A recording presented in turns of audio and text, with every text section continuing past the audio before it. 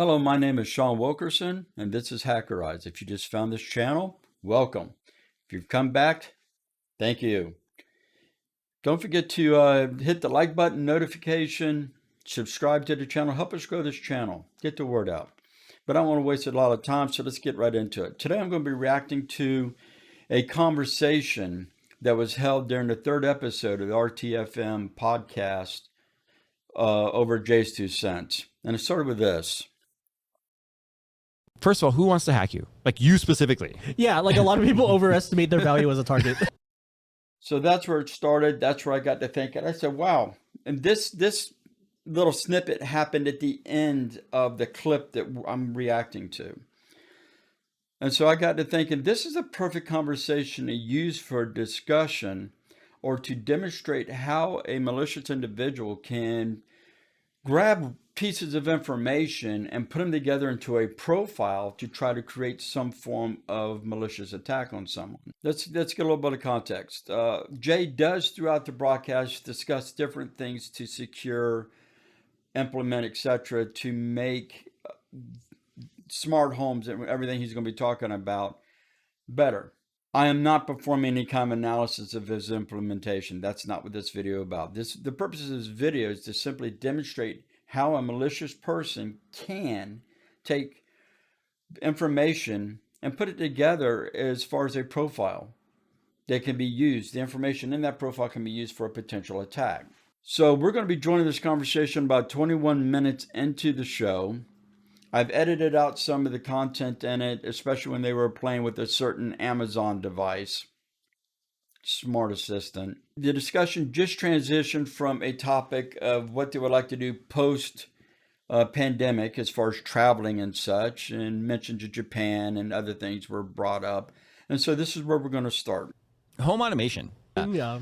So my home, my first home that my wife and I, this is our first home that we bought. So it's technically one of the Alexa smart homes, which means it has the Ruckus, actual Cat 6, Wi-Fi is built in, the access points in each floor, so you don't have dead spots.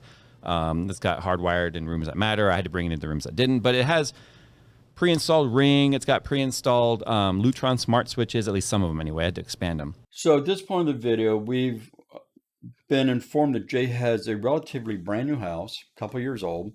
It was basically built around the concept of being a smart home. He's going to discuss that more a little bit in detail. The foundation of his house is an Amazon Assistant. I'm not using names for obvious reason.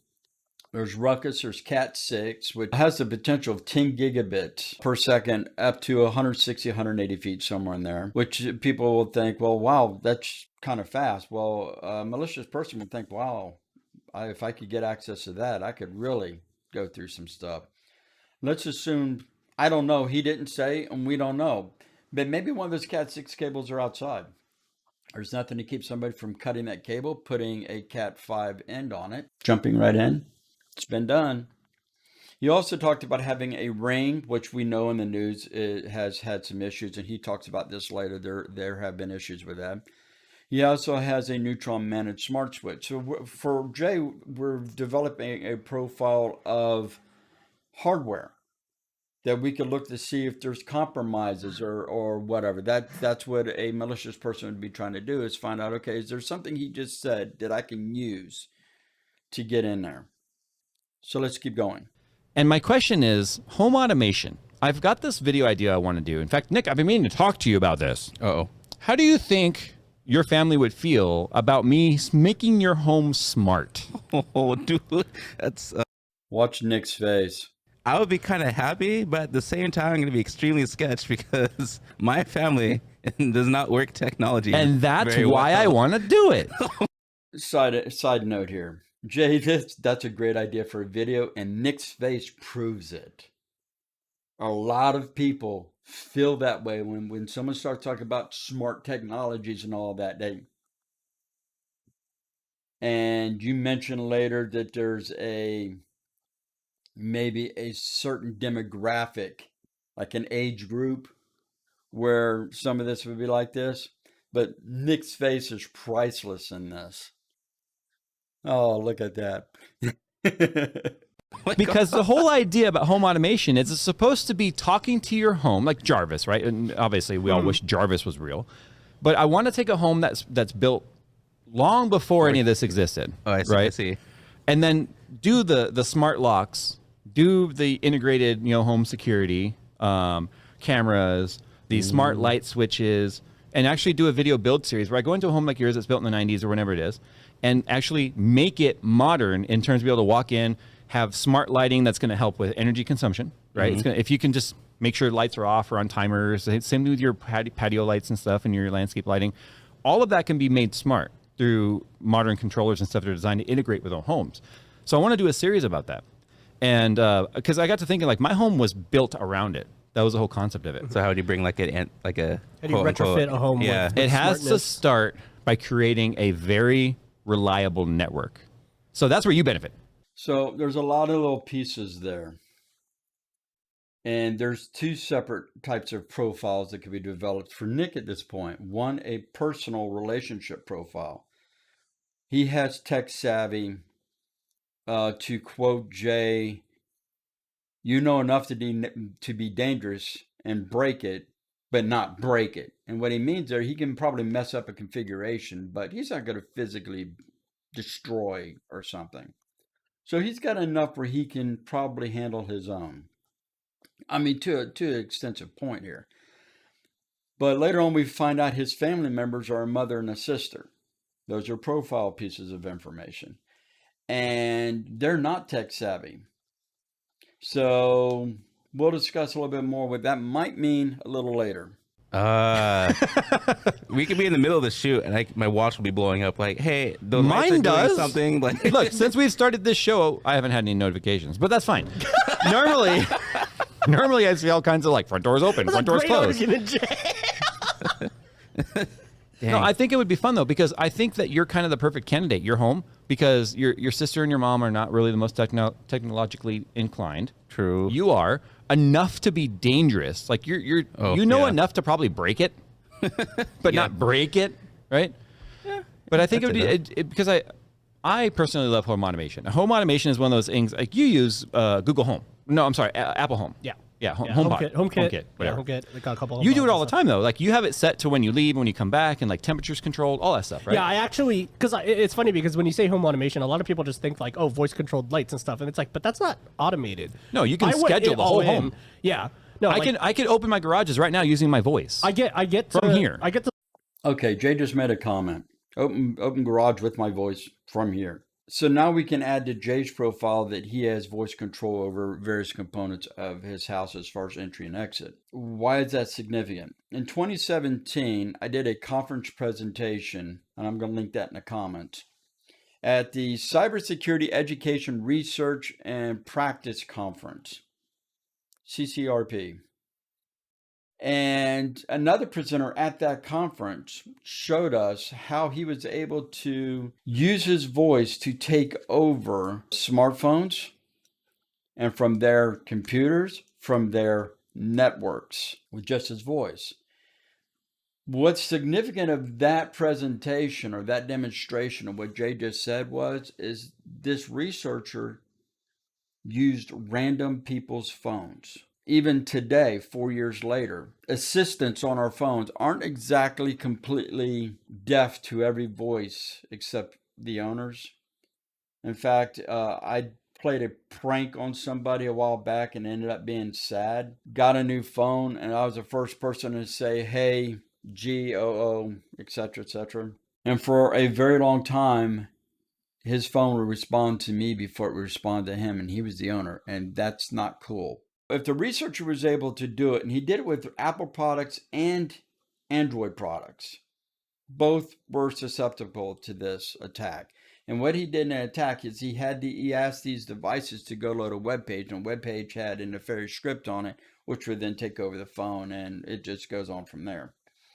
I'll link that research also in the comments. His being able to access his house with his voice, Jay's, I should say, ability to do this, it gives us a potential for a recorded voice. It also allows someone who's really invested in this, because it would be a real pain to do it, but it's possible to recreate a command that would work by the device that Jay uses, using snippets of his voice throughout all the many videos and public statements and different channels and different things that he says. That could lead to a strange situation, possibly. Now, I don't know his setup. This is all theoretical. But what if someone was able to get close to Jay's device, get Jay's device to activate in such a way while a partner is over there waiting for the garage doors to open? Is it likely? Not very. But is it possible? Yeah, kind of. Later in the podcast, we find out that Jay actually uses an Android phone. So at that point, we've limited it down to only a few assistants, a Samsung One and an Android One right now. Those are the primary two. So these are just little pieces of information. The parking lot-ish of my apartment complex, and my front door unlocks, my PC like wakes from sleep. You know what I mean? Like all the lights turn on, my favorite playlist starts playing on the music. You know what I mean? Like all the actual real automation stuff. And I found that like it didn't feel Jarvis-y until I did actual automation. And then it's like just being able to park and walk up to your door without even having to hit a button and or unlocks and stuff. Yep, Yeah. exactly. Like and that's cool. because that's geofencing. Geofencing becomes into play there. Yeah. But the funny thing is that you know what geofencing is, right? Yeah. That it just knows when you're in perimeter. There's certain like your phone could be your key. Yeah. Right. Yeah. Which could also be dangerous if you lose your phone and your address. They have your key, but.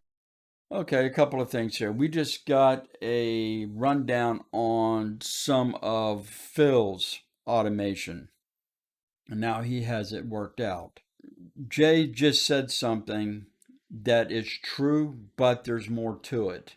If they have your phone, they have your key. But what happens if someone has the ability to clone your phone? Would they have your key also? What happens if your phone gets compromised by a script or by some kind of malware? Would they be able to have or be your key also? Would they be able to recreate, clone, or use your key or activate your key without you even knowing about it while you have your phone in your possession? All these are weird things that have a potential of actually happening at some point.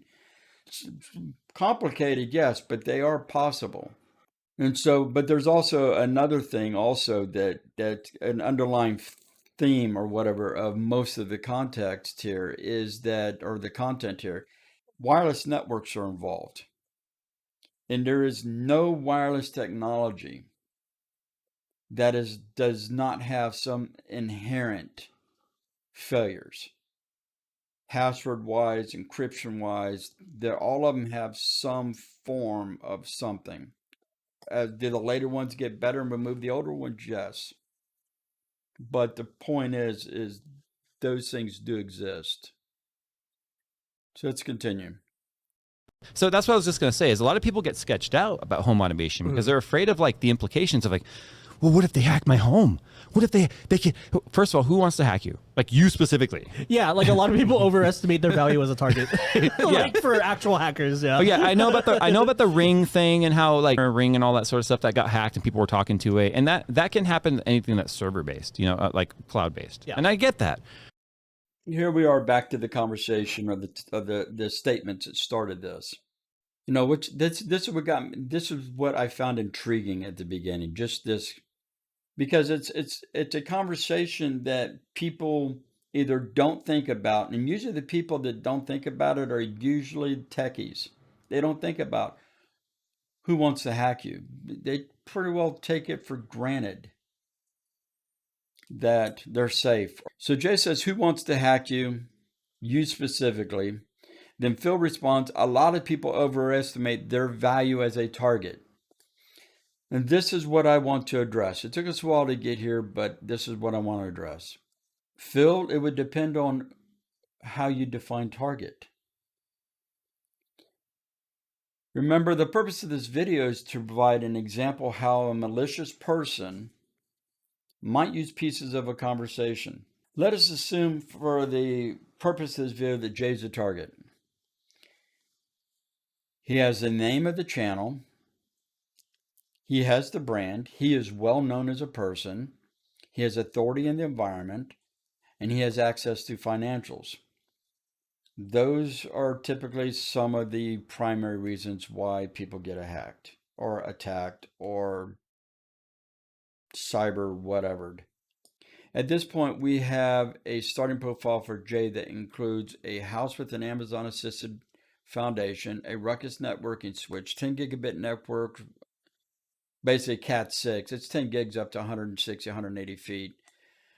Ring doorbell, Neutron managed smart switches, voice operated garage doors. He also mentioned how he has physical keypads on the majority of the access points in his house. He has keys to a specific door. And also, if you're a follower of the channel, which I am, I've been following this channel, following Jay for, I don't know, a lot of years, I would guess. I guess pre 2015. A few weeks ago, he was forced to work from home due to COVID. And so during that time, I believe he was remote accessing the office. So a potential attack would be through that remote access, if it's still on. If it's not, then great. So let's just move on to Phil. He says, I get to the parking lot. So we know that he doesn't live in a single family dwelling because single family dwellings have driveways, not parking lots. So he appears to live in an apartment, a duplex, something along those lines, where there's a plausible reason for someone new to be wandering around.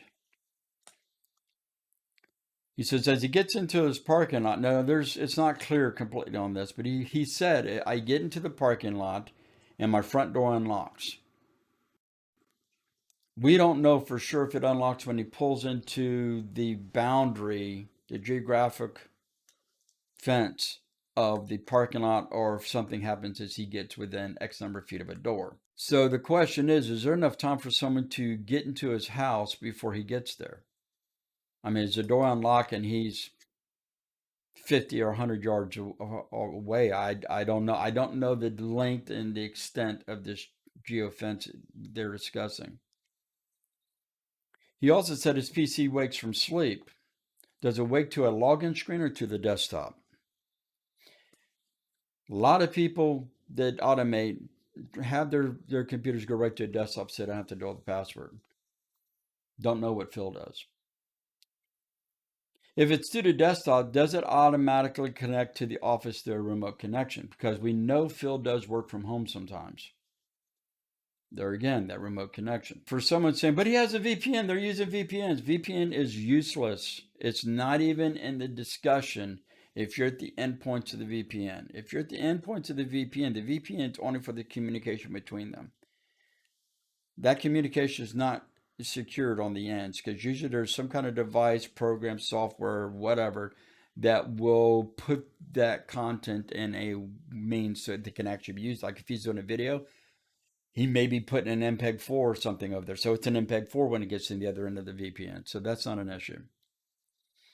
He also said his lights turn on. Well, that's cool. That could be nice.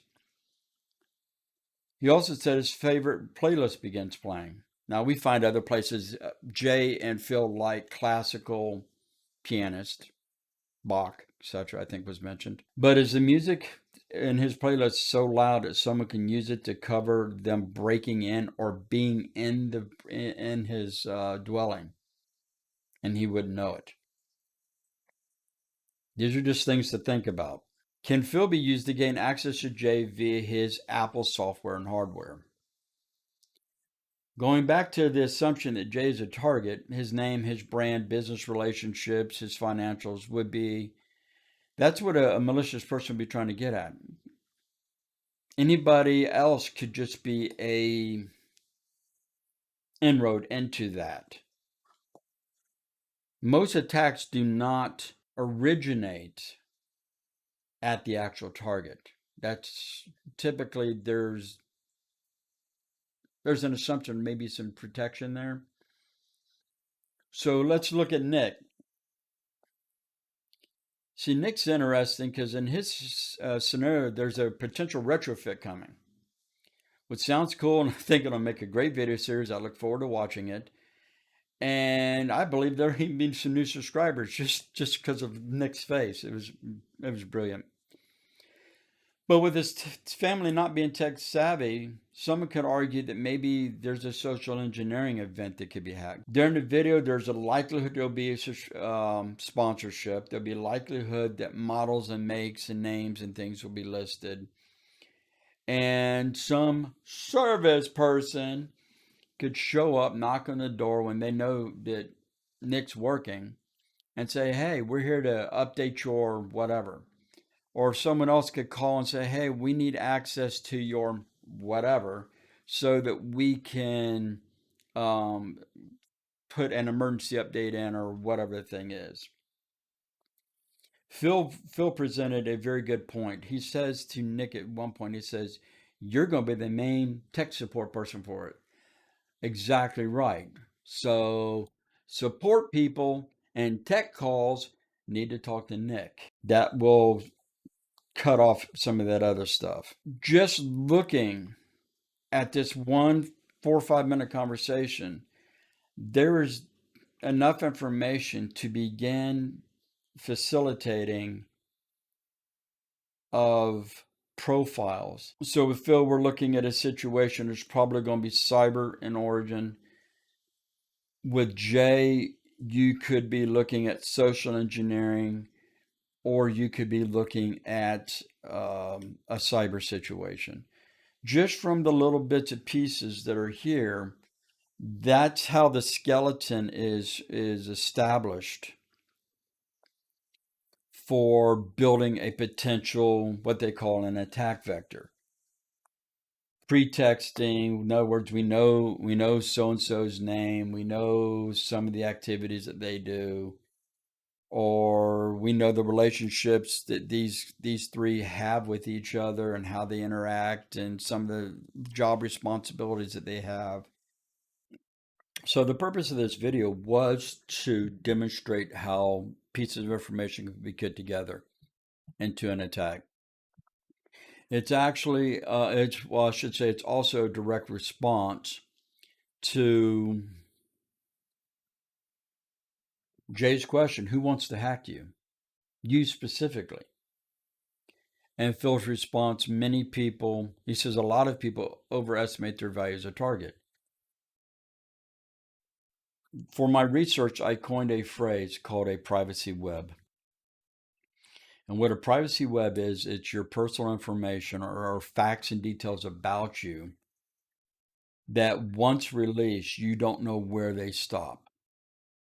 There's no control over it. It just goes out from tier to tier to tier to tier, and you don't know where it ends.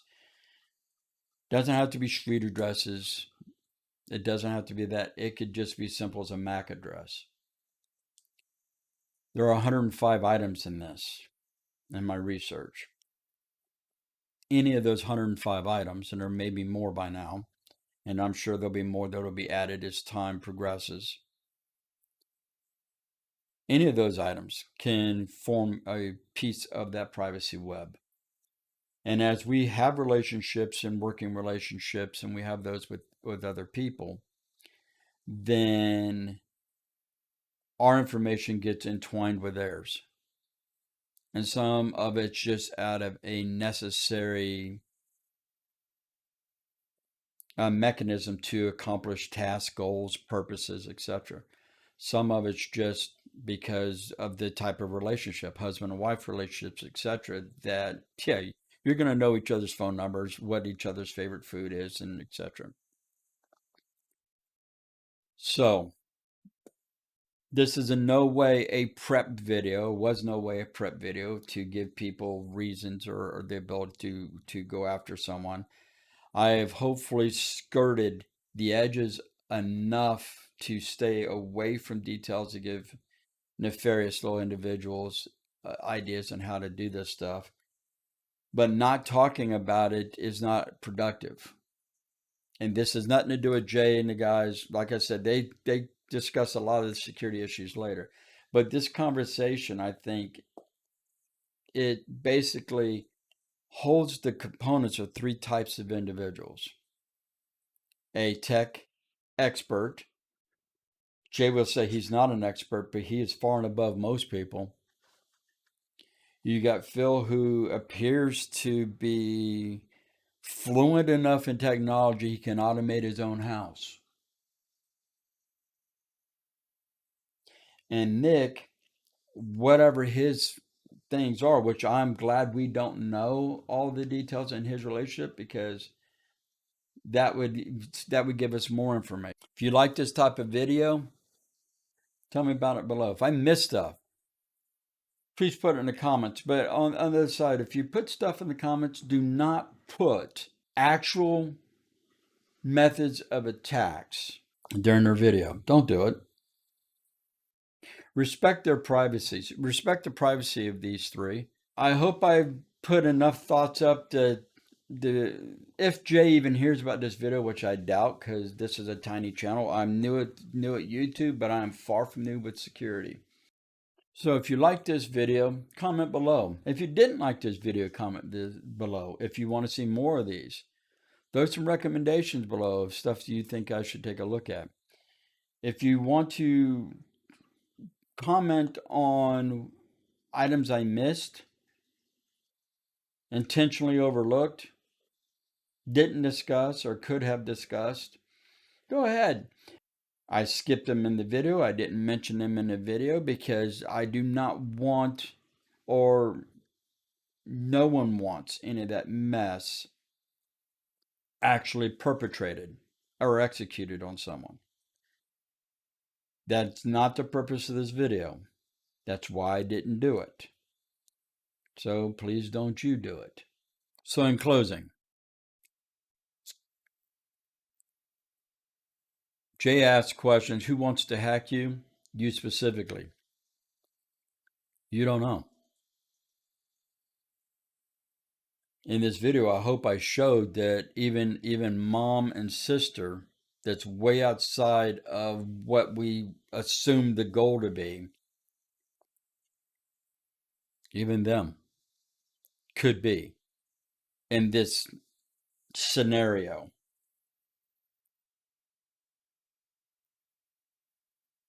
And Phil, you said a lot of people overestimate their value as a target.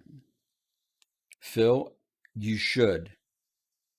We all should. And if we had that mentality at the onset, we might make better decisions on how we do some of the stuff that we do with our technologies. Remember, the purpose of this video was to provide an example of how a malicious person or a security expert, they might use the pieces of information to perform whatever task that they're doing. But a simple conversation can tell a lot more than most of us think it will. During my dissertation, I coined a phrase, privacy web. And what that basically is once your information is released, you have no way of knowing, controlling, or assessing how far that information goes out. And as we start having work relationships and family relationships and interests and hobbies and etc., purchases and all this information, this gets more entwined and interweaved, and it's really a pain on how even Nick's mom and sister could have some effect 3 tiers out. That's the world in which we live. So overvalue your value as a target? Yeah, we're all targets. Let's just assume that. Let's just be aware that we are all targets somehow, in some way. So that's it for this video. If you liked it, click the like button, comment below. Hope you enjoyed this video. Hope it made you think. Catch everyone in the next one.